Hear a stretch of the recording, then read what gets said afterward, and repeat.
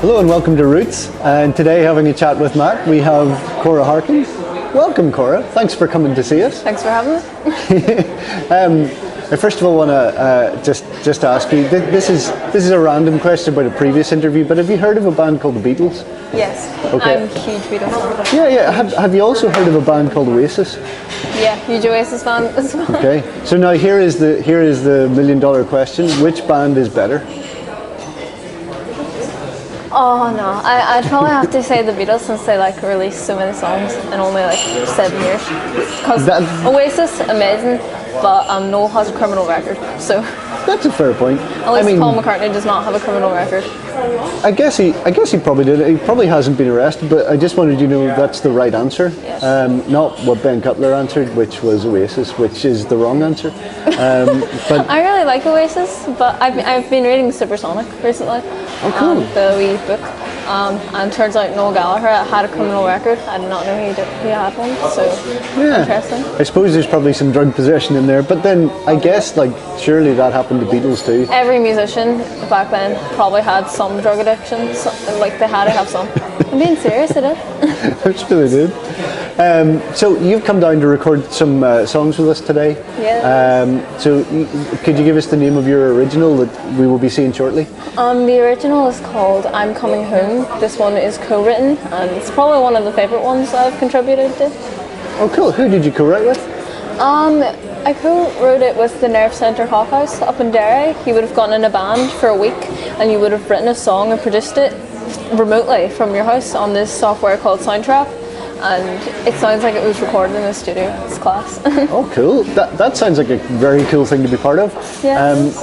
Have you been doing that for a while, or was it kind of a once-off thing? I've been doing it since it was in real life. I did 2 in real life, and then COVID came, and they were just like, haha, we're doing it from home.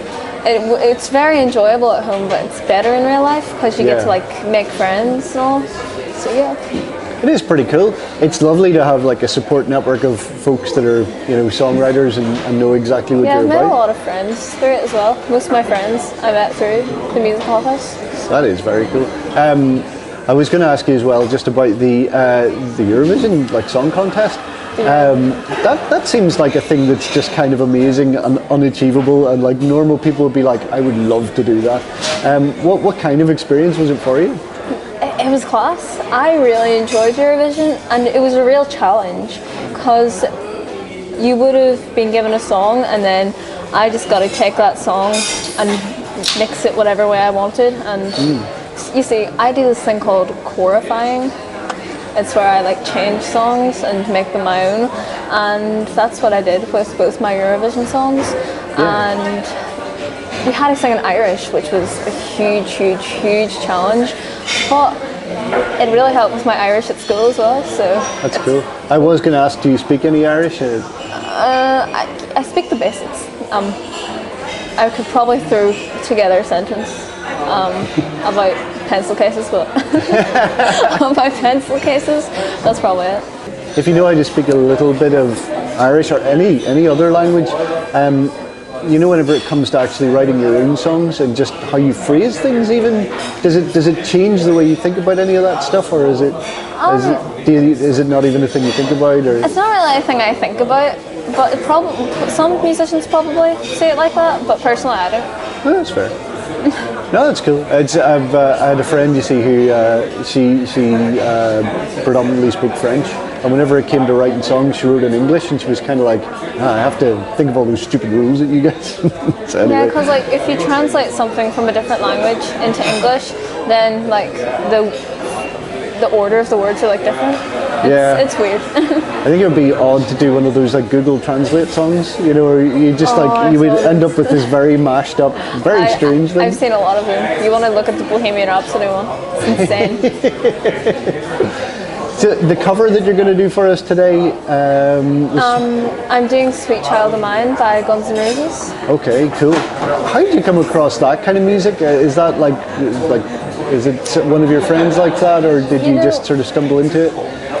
"Sweet Child of Mine", obviously it's a popular song, but it's when my friends started listening to bands like that, it's when I kind of puck it up and decided, hey, I should cover this song.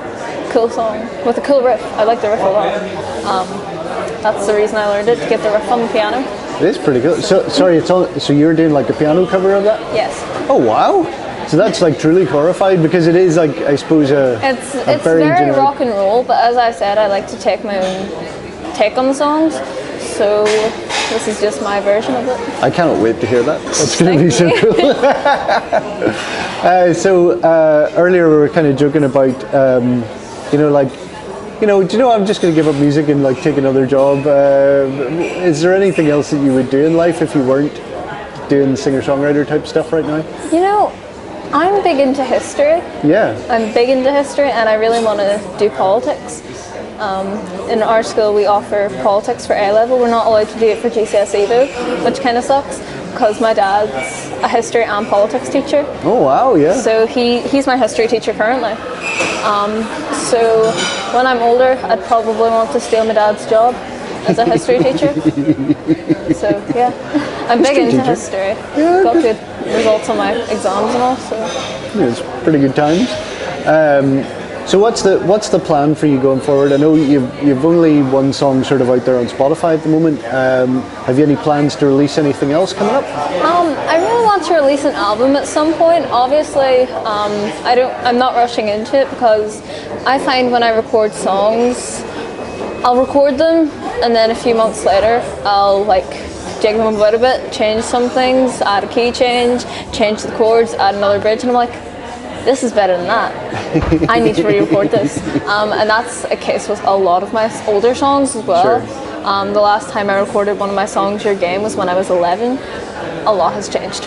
A lot. Yeah, okay, that's fair. Even to be writing songs at 11 is kind of a cool thing. So I can imagine how these things would change over time. Yeah.